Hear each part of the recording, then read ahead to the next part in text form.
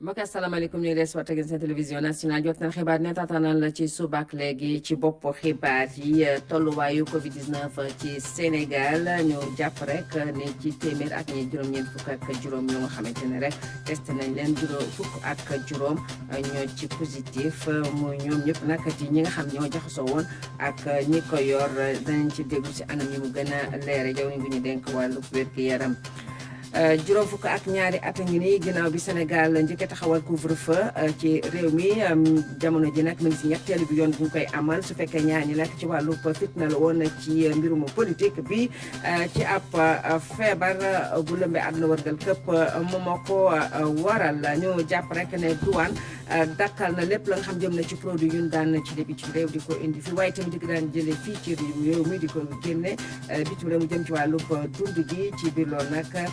waxtaan nañu daal ak ñi nga xam ñoom ñoo yor lépp lu jëm ci wàllu koom gi ñu mel muy kuréel gi nga xam moom la ñu taxawal jël nañu nag fukk ak ñeenti matuwaay ci lu nu mel la. mbokk ñu ngi leen di gërëm di leen sant ci tàmm bi ngeen tam seen télévision nationale RTS ngeen di fi topp xibaar yi ñu jàngal leen fi ab yëgle di wax rek ne femme yenn tupp yëglekaay yu nga xamante ne rek tey jii siiwal nañu rek ne feebar bi dafa dugg fii ci RTS rawatina nag ci RTS 2 bi nekk boulevard de la République laataa ñuy wax rek ne am chauffeur la ba nga xamante am invité moom moo ko wàll ba personnel IPM bi yëpp teg nañ leen ci maanaam ber nañ leen. ci biir loolu rek ñu jàpp rek ne bu fekkee invité bi moom testé nañu ko mu nekkoon ko positif ñu jàpp rek ne xibaar bi jëm ci agent bi ñu wax ne agent RTS 2 la te muy am chauffeur moom nag dara dalu ko ci biir loolu nag ñu jàpp ne ba bisum tey ji RTS amul kenn ku nga xamante ne rek am na fii feebar bi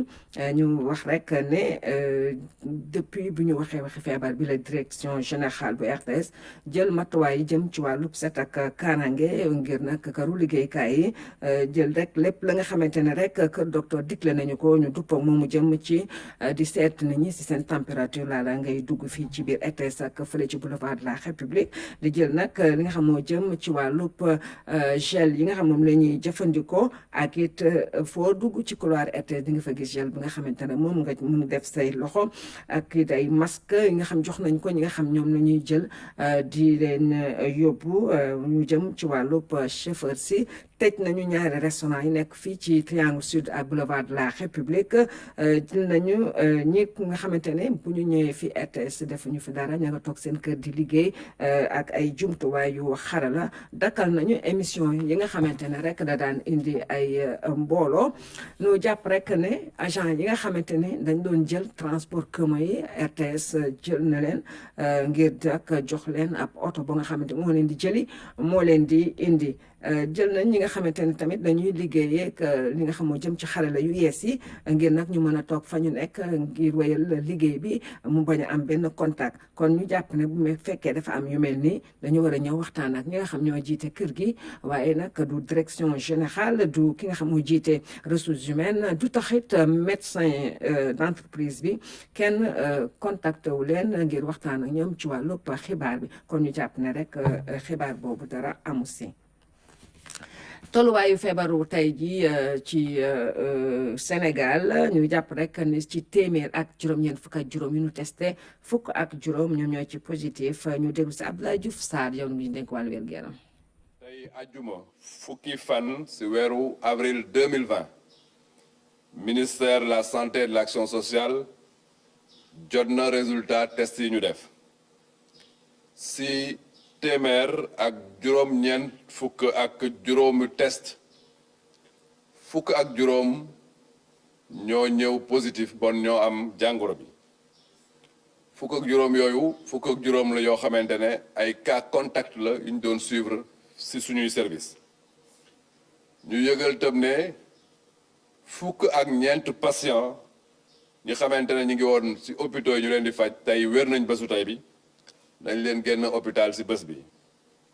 ministère de la santé et de l'action sociale ñu ngi yëgal ne patients yi ñuy faj actuellement ñu ngi yëg tan ci seen yaram ñuy xayma ba mu commencé ba léegi ñaar téeméer ak juróom benn fukk ak juróomi cas la ñu déclaré fii ci Sénégal ci cas yooyu téeméer ak fanweer ak juróom-ñaar wér nañ si ñaar génn nañ àdduna kenn évacué nañ ko bon dëkk tey téeméer ak ñaar fukk ak juróomi patient ñoo nekk si suñu hôpitaux yi ñu leen di faj ministère de la santé et de l'action sociale mi ngi demander population yi ñu respecter bu baax digal yi ñu leen di jox pour que xeex bi ñuy xeex Covid-19 ñu mën ko gagner nu mu gën a gaawe ginnaaw jawriñ gi ñu dénk wàllu wér-gu-yaram ki nga xamante ne rek moom la ñu dénk wàllu xëy bi moom nag wax na ci matuwaay yi nga xamante ne rek président de la république jël na ko ci ñi nga xam ñoo yëngu ci wàllu xëy bi ci réew mi mu jëm ci wàllu dem beeg dikk bi njënd meek njaay mi tourisme beeg hôtelier ak restaurant yi ndax secteur yooyu gis nañu ne moom la mbir mi gën a laal mu bugg leen rek gunge ñu déglu ci Samba si. tey àjjuma fukki fan si weeru avril 2020 ministère de la santé et de l'action sociale jot na résultat test yi ñu def si téeméer ak juróom-ñeent fukk ak juróomi test fukk ak juróom ñoo ñëw positif bon ñoo am jàngoro bi fukk ak juróom yooyu fukk ak juróom la yoo xamante ne ay cas contact la yu ñu doon suivre. xeexub Covid-19 yi li jëm nag ci médecin yi ñoom nag ci daal initiative bu président de la république njëndub ay jumtuwaay yu am solo mu jëm ci visioconférence nga xam ne rek moom lañ doon amal ak moom ak it ci tawa jawriñ gi ñu denk wàllub wér-gu-yaram ak it ñi nga xam ñoom lay seqal liggéey bi ñoom ñëpp waxtaan nañu ak président de la république rafet na lool taxawaayu kër docteur ci nag wax dëgg yàlla ci wàllub feebar bi président nag mi ngi nekkoon nag am si groupe bu nga xamante ne rek ab capitaine la bu doon nag gérer ay troupam Saliou Seck. xeexum Covid-19 fii ci Sénégal nag lu ñu nemmeeku mooy waa kër docteur mën nañoo wax ne sax ñoom ñoo ci jiitu ñoom nag guddeeg bëccëg ñu ngi saytu yaramu ñi nga xam ne nii ñoom ñoo yor feebar bi ñoom nag lu ñu xamle mooy nguur gi mu ngi leen di jàppale bu baax. depuis bi ñu tàmbalee xeex pandémie bi ci le 2 mars bu ngeen di fàttaloo président recevoir na comité national de gestion des épidémies financé lu ñuy wax plan de riposte à hauteur de 1 milliard ak lu teg loolu doyul am na yeneen tamit plan yu ñu teg. ñu financé ko tamit gis nañ ni jël nañ mesure bu salutaire mooy état d'urgence bu ñu décrété pour que en tout cas xeex bi ñu gën ko ñoŋal tam ci loolu tamit la ñuy def ginnaaw bu ñu vraiment santé gërëm personnel santé bi gërëm tamit les forces de défense et de sécurité et gërëm tamit ñëpp ñu nga xam ni ñu ngi jàpp ci xeex bi. ci jàppale boobu nag nguur gi génnee na koppar yu bëri ngir jënd ay jumtukaay koppar yooyu sax ñu ngi toll ci 1 milliard ñu jënd ay matériels yoo xam ne ni daa am solo trop ci xeex ci feebar yu mel ni coronavirus. ñu nekk ci kanamu xeex bi mooy personnel de santé tam ñooñu tam dañ leen war aar protéger leen et matériel boobu dafa bokk ci en tout cas leen di aar mais tamit bokk na tamit ci lu ñu war a préparer bu ñu amee ay cas grave jël leen. bu ñu sukkandikoo ci waa kër docteur nag kii di njiitu réew mi di président de la république mu ngi amal liggéey bu am solo comme ni ñu koy wane ci image yi nga xam ne nii kii di njiitu réew mi nag mu ngi waxtaan ak ki nga xam ne nii moom mooy jëwriñ bi yor wàllu wér-gu-yaram fii Sénégal ak ñi nga xam ne nii ñoom ñooy liggéey ak moom bokk na ci tamit ak lëkkaloo bi nga xam ne nii mu ngi koy amal ak ñi nga xam ne nii ñoo ko gën a jege ngir ñu xool situation bi fan la toll lii nag moo tax bu ñu sukkandikoo ci ki nga xam ne nii moom moo jiite ordre national des médecins président jarul sax moom muy ñëw ci terrain bi di xool yi fi nu mu demee. en tant que ordre national des médecins du mesure bu ñuy digal jiitu réew mi parce que xëy fu mu toll nii ñu ngi tere nit ñi dajaloo dañ ko tere ñu ngi tere nit ñi di joxante loxo nit ñi di saafonte ñu ngi tere rassemblement yi donc pour ñun acteur de santé lu mel ni ordre des médecins du lu ñuy digal président bi dañ koy digal kañ mooy en tout cas ñu sentir ni. Au plus haut sommet de l'État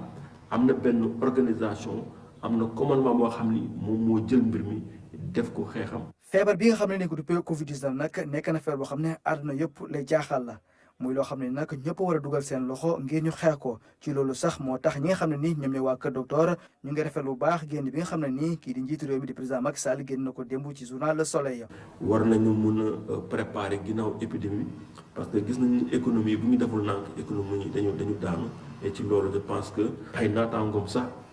africains yi war nañ ko si jàppale mu nekk appel bu nga xam ni nit ñi war nañ ko en tout cas dégg pour jàppale réewu Afrique. ci fexe nag ba xeex lu ñu duppee cas communautaire yi nag waa kër docteur li ñu ñaan askan wi mooy ñu toog seen kër respecté ndigal yi nga xam ne nii ñii di waa juróom yor wàllu wér-gu-yaram digal nañ ko askan wi. jërëjëf Bayzal juróom fukki at ak ñaar ginnaaw bi Sénégal taxawaloon couvre-feu bu njëkk suñu réew nag jamono ji mu ngi dund ñetteelu bi yoon bi muy amal couvre-feu bu fekkee ne ñaar yu njëkk yi rek ci ab fitna la woon mu bàyyi ko ci wàllu politique bi bii moom ab feebar la nga xamante ne àdduna wërngal këpp la laal ñu dellusiwaat ci li jëm ci wàllu histoire bu Sénégal ci mbirum état d'urgence couvre-feu muy chronique bu Amadou Aram Thiam Xaatim. ñett ci wàññi ñuy amal couvre-feu ci Sénégal dogal bu article 69 bu constitution bu réew mi may njiitam saa su musiba feeñee te mën a jur ay loraange dogal bu am solo bu ñëpp rafetlu te pencum ndaw réew mi dëggal ko ba sax fanweer ak ñetti député yi teewoon ndax mbas mi may njiitu réew mi mu jël dogal yi ko soob ngir xeex mbas mi. atum 1968 ca événement weeru mai ba la président Senghor jëkk a dogal couvre-feu ak état d'urgence ci réew mi ay jàmmarloo yu tar yu dugaloon Sénégal ci guuta ba tax mu jël dogal bii Abdou Diouf mi ko wuutu jëloon na tamit dogal bi ni mel ñaar fukki at ginnaaw Senghor ngir fay coow li feeñoon ginnaaw tabbu njiitu réew mi ca atum 1988 fàttali bi ngir ràññeetle ñaari état d'urgence yi weesu ak bi am ci at mi ñu nekk ak noon bi di coronavirus tey rey président de la république Macky Sall jël dogal ay bépp génn ginnaaw bu juróom-ñetti waxtu jotee ci guddi bu juróom-benn waxtu ci suba waaye tamit dogal jàppale famille yi ci dund ngir ñu mën a dékku gàllankoor yi leen jàngoro ji tekk te ci fii nag le réew mi yépp di xaar àtteb njiitu réew mi ci ñu respecté dogal yi mu joxe ngir ndimbal gi àgg ci ñi ko yeyoo te mu bañ a am xàjj ak seen te lii ngir mu am yaakaar nanu ni kenn ëpp si taxawaay gouverneur yi préfet yi ak l'armée bi. ci matuwaay yooyu la ñu jëm Amadou Aram Thiam ndax douane dakkal na lépp la nga xamante ne rek ay produit la jëm ci mbirum dund gi daan génn réew mi di ko yóbbu cim réew loolu nag ngir duppook ndigle programme bu résilience économique et sociale bi réew mi taxawal ci bi loolu nag douane jël na fukki matuwaay ak ñeent ñu ànd si ak axam ndaw. ci programme bu bees bi nguur gi taxawal ngir gunge këru liggéeykaay yi ak askan wi ay ponk da cee soxal waa douane. ponk yi jëm ni ko njiitu réew mi xamle woon keroog 3 avril ci taxawu secteur privé bi waaye it fexe ba dund bañ a manqué ci réew mi. dogal yi président de la république jël ci discours à la nation bi mu def le 3 avril ay dogal yu am solo la parce que daanaka dafa détaillé ba pare matale moo tax bi mu paree discours am rek ministre des finances et du budget daf ñu woo nañu yéen impôt ak douane na ngeen fexe ba lu mu gën a gaaw ngeen matérialiser loolu ci action yu concrète ba tax na douane préparé na fukk mesure ak ñeent yoo xamante ni dañ ko war a appliquer daar dogal yu bees yooyu douane jël jëm na ci wàññil yenn këru liggéeykaay yi ay taxe tuxal yenn app yi lépp rek ngir jàppale ñi nga xam ne seen liggéey daanara sooxe ndax feebar gi. yenn yi dafa am rapport ak li ñuy wax code des investissements nga xamante ni état dafay attirer investisseurs pour ñu ñëw Sénégal te bu leen attirer ba ñu ñëw ñu remplir conditions yi état daf leen naan TVA bi du ngeen ko fay ci diiru ñetti at le temps ngeen liggéey li ngeen war a liggéey ñetteeli at bi jeexee ñu commencé di ko fay ci 12 mois bi crise bi taxawee nag décidé nañ ne dañ koy yóbbu 24 mois maanaam tey ku waroon fay TVA suspendu weer bu nekk 50 millions 25 millions rek ngay fay boobu mesure am importance la. lu jëm ci am ay produits yu doy fi mu toll nii li ci douane def moo ni daal di tere rek ñuy génne marchandise yi nekk ci biir réew mi di ko jaay waat bitim réew. maanaam képp ku placé woon te marchandise entrepôt nga xam ne da nga fay placé pour benn at doo fay droit ay taxes lépp lu ñu lay tere dañ koy yëkkati dañ lay tere nag ci jamono ji nga réexporté ko ci pays yu nu wër parce que il faut que ñu gérer d'abord ce qu'on appelle le marché domestique balaa nga naan naam ne fa il faut que d'abord ñun li nga xamante ni dafa jëm suñuy denrées alimentaires muy ceeb di meew di dëwlin di tomate di produits pharmaceutiques yi yooyu yëpp dañuy aaye fii ak crise bi di jeex ñu exporté ko. ci discours président bi lu bari rek mu daal di ko yombal këru liggéeykaay yi douane nag am ci ay leeral. mesure bu soxal trop entreprise yi aussi nga xam ne am nañu ay jafe-jafe surtout côté enquête douanière képp koo xam ne am nga fa contentieux tey douane du la topp fii ak 15 juillet ci wàllu droit de douane ci wàllu pénalité nag yi nga war a fay bu fekkente ne xool nañ te jaar-jaar un peu douane amul yenn tax yi ñu xool également domaine bi ngay intervenir mu collé ak yi président de la république cité mais en même temps gravité infraction bi foog ñu xool ko aussi li wóor mooy diggante 25 ba 50% dañ la ko wàññi ci pénalité yooyu. taxe yi douane di wàññi di aj wala sax di ko baal ñenn ñi du ñàkk nag lu muy wàññi ci ñoom sax amaloon nañ ab xayma bu leen rek doon won lan la feebar bi nar a def ci seen liggéey. ñu gis ne liy jógee Chine rek nga xamante ne recette yi bu ñu ko xaymaa téeméer yoo jël fukk ak juróom-ñaari Chine la jóge 17% ñu nañu xool ba xam ñu gis ne ci loolu wàññeeku bi bari na ci trop déjà mais yemul foofu am na loo xam ne Chine lay jógee di jaat yeneen port yu mel ne Dubaï ak feneen ci àdduna bi biñ ko xaymaa soriwul 35%. donc bu ñu jëlee mesures yu mel nii tey dooli ko ci loolu naturellement recette dina chuter wante damay profiter ma lancer benn message solennel à tous les agents des douanes ñu mën a gérer ñaari mbir benn bi li ñu laaj ci recette ñu atteindre ko te mën na nekk ñu ñaan yàlla crise bi jeex ba ñu retrouver suñu activité normale mais ensuite ñu accompagner entreprise yi. nii kon la douane taxawee ci dogal yi nga xam ne kilifa yi bëgg nañ ñu gaaw koo matal ci dogal yooyu nag kilifa douane gi mi ngi xamle ne secteur informel bi ñoom it ci lañ bokk.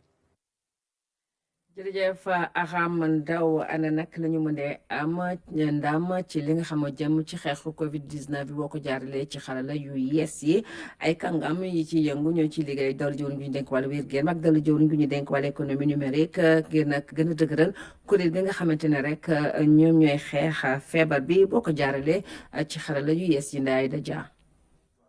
lu ëpp junni woote la cellule d'alerte Covid-19 bu ministère de la santé di jot bis bu ne ñi yokk nag poste yi ngir gën a mën a tontu sénégalais yi ci lu leen yitteel ci wàllum Covid-19. nit ñi bi ñu amee jaaxle yooyu ba ñu wax leen ci télévision yi ak rajo yi que war nañu mun a woote ci numéro yi ñoom ñëpp bi ñu songandoo numéro yi dafa doyul woon day saturé maanaam ko dangay woote doo ñu jot léegi nag. ñoom agent yi dañoo xawoon a bëri war nañu passé fukki agent ànd ak ay médecin ñoom ñooy saytu appel yi maanaam képp ki nga xam ne woote nga da ngay jot ci agent bi jël sa numéro jël li ngay yëg ci sa yaram bu paree mu remonté ko ci médecin bi xool ko xam ne que kii kat war nañu nemmeeku wérgu yaramam wala kii kat mun nañ ko wax rek mu dem consulter feneen ci beneen dispensaire wala beneen hôpital su fekkee ne nag malade bi niñ ko gisee maanaam li muy yëg ci yaramam kat xaw na nuroo ak coronavirus boobaa dañ koy fexe ba mu lëkkaloo ak médecin de district bi nga xam ne moo yore gox boobu. tey jii bëgg nañ fexe sax ba fiche de soins yi nga xamante ne ni waa kër docteur yi dañ koy soxlo nga mën ko am en ligne ñu duppee ko dématérialisation. ñu ngi xool naka la ñuy yombalee aussi ñiy faj ci hôpitaux yi naka lañ leen yombalee liggéey bi. parce que foofu tamit ay kayit lañu yor di bind alors que tey mën nañ jël ay plateformes yoo xam mën nañ ko concevoir defar ko jox leen ko te loolu aussi nekk na loo xam ne ñu ngi ci liggéey parce que ci benn mouvement bu ñuy wax daan Covid muy mouvement national boo xam ñëpp a ci nekk te maa ngi di sant leen te gërëm aussi muy waa optique muy waa ministère de l'économie numérique ak xale yu bëri yoo xam dañu am compétence ñu ngi ñuy jàppale ci naka la ñuy def ba identifier solution yi nga xam ne ni tey moo ñu war a mën a jàppale ba ñu daan Covid. ñi daal di nag lancé ab offensif bu nganda ngir xeex Covid-19 ci wàllum digital maanaam jëfandikoo xarala yu bees yi mu dajale nag lu ëpp 200 bénévole bokk na ci ministère économie numérique ministère de la santé ak yeneen kuréel yi nga xamante ne ni wàllum TIC soxal na leen liñ ci bëgg rek mooy fexe ba indi ay tontu ci wàllum xarala yu bees yi ci jafe-jafe yi nga xamante ne ni Sénégal mi ngi koy jànkoonteeg ci wàllum xeex Covid-19. am na solo Ndeye Aïda dala jooni gu ñu denk wàllu jigéen ñi ak tuutànk yi ñoom nag siiwal nañu ab programme bu nga xamante ne rek ngir xeex feebar bi moo ko tax a jóg lu toll ci fukki junne kër ci Dakar dinañu ci am phase pilote bi nag lu toll ci téeméeri million ci suñu koppar lañ ci génne pa bu na caw. convention bi ñi xaatim jëm ci li nga xamante ni moom moo di programme d'aide alimentaire basé sur le renforcement des familles vulnérables et leur résilience ñu gën koo xamee ci jigéen ñi ci solution bi la ñu bokk rawatina ci li nga xamante ni moom moo di xeex Covid 19 ñi koy doxal nag di ministère bi yore jigéen ñi ak ndaw ñi ànd ci ak partenaire bi di ONU Femmes. te ñu am 100 millions de francs CFA nga xam ne ba injecté ci d'abord ci femmes yi pour jàppal leen ci ay kits alimentaires comme ni ko président defee parce que à la suite du président nga xam dafa déclencher un programme d'urgence d'aide alimentaire. ñu ànd tam ci jàppale boobu lañ dugg nam ci programme boobu pour indi tey 10 000 kits yoo xam ne ko jagle jigéen ñi nga xam ne nekk dans la région de Dakar. mu di ab programme boo xam ne toll na ci téeméeri million ci suñuy ay koppar mu fas yéene nekk ay distribution maanaam lu mel ni ceeb boo xam ne dañ koy jox ñi nga xam te ni ñoom ñoo di famille yi waaye tamit jëlee ko ci ay unité de production yoo xam ne ay jigéen ñoo ko gérer. parce que jigéen ñoo produit tey riz bi nekk dans la vallée di ci liggéey di ci sonn kon foofu la ñu jëm pour jënd fa ceeb bi jënd fa lépp loo xam ne soxla pour nekk dans les kits là je pense que loolu am solo la parce que bu ñu jàppalee jigéen yaakaar naa ne ba ñu am ay ressources mën a taxaw pour faire face à cette maladie je pense que loolu am solo la kon ñu ngi remercier ONU Femmes bu baax di remercier la BICIS di remercier tous les partenaires parce que yaakaar ni gën a yaatal c'est une phase pilote mais dinañ dem à l'échelle ça dinañ dem dans tout le Sénégal pour que jigéen jàppale leen parce que bu leen jàppale rek je pense que feebar bi dina metti yàlla dina dogal mu oyof ci ménage yi. ci xeex coronavirus bi nag jigéen ñi fës nañu ci bu baax ak ay action waaye tamit prévention bu am solo boo xam ne ñu ngi koy amal rawatina ñi nga xam ne ci société civile la ñu bokk te ñu ñëw indil jawriñ bi yore lépp lu jëm ci wàllu famille ak jigéen ñi ay kit hygiène waaye tamit ay produits yoo xam ne daal dañ koy raxasoo ngir xeex lépp lu jëm ci wàllu coronavirus. jërëjëf bu na ca mbokk yi leen indiloon ci ay xibaar doon leen ko jotali bu ne saa ngeen ànd ak Ramatoulaye Sow ci xibaar ci Mandeng ma leen di ñaanal bëccëgu jàmm salaam.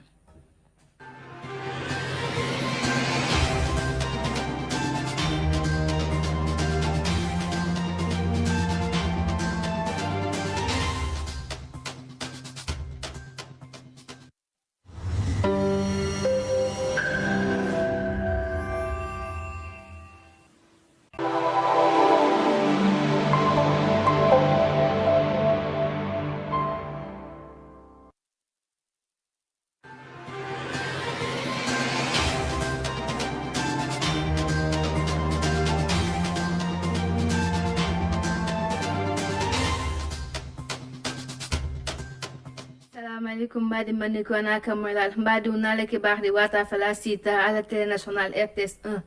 alla ki bax folo me ministro mimbe e jata ka yalo kol kunna komu akake nyamina lolung anin ki bax janjanal ki benne que mimmo situation du jour banque molier bidun safonolo ko test keme anin tan kononto ni lulu yole ke biriya ke fakaba safonolo ko mo tan anin lulu wala en jankaros to mimmo covid 19 ti bidun safonolo ko itebe mu contact civility wala nyinti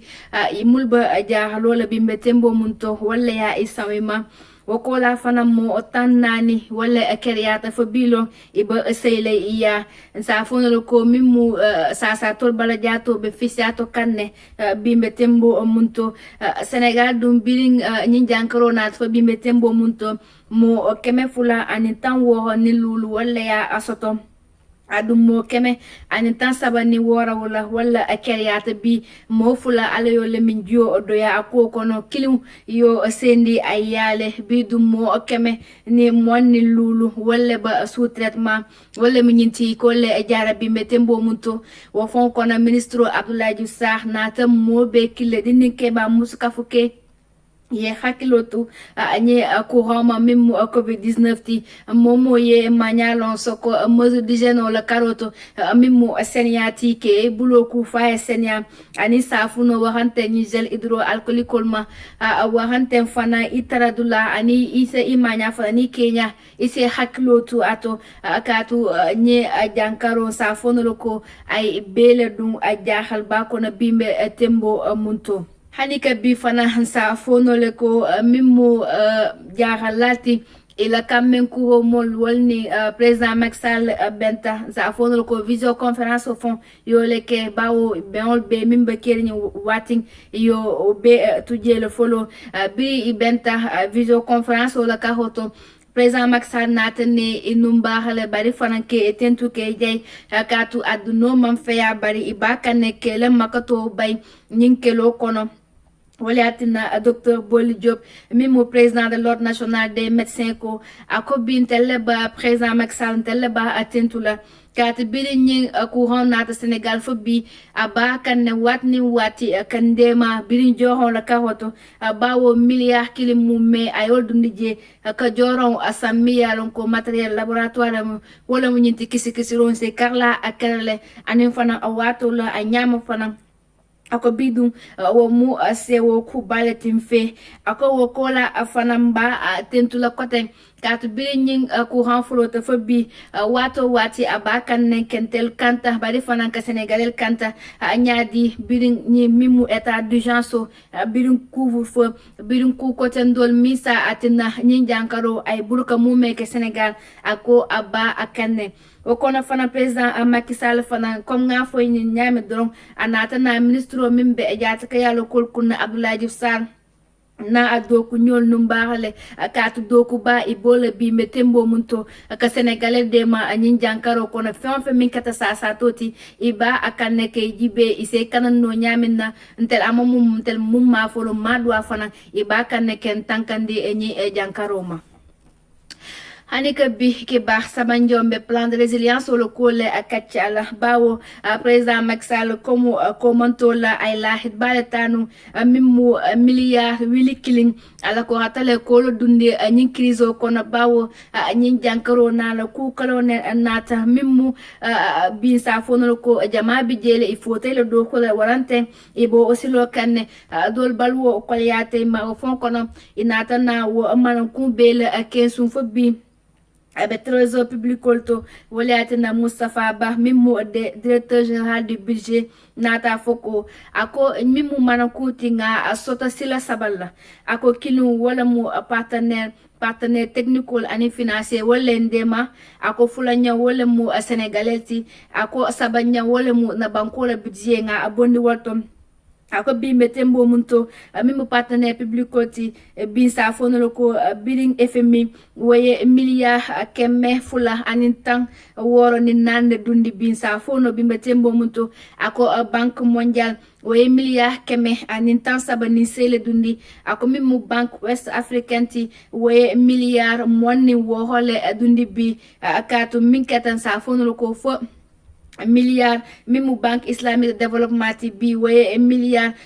tan kononto ni sele dundi mimu nyinde maro kono katu bi mimu ini projet jama tele ka atamandi wa projet yole atenkondi folo fo yo manan ku nyanta mudul le projet kono yole ataka dundi force covid-19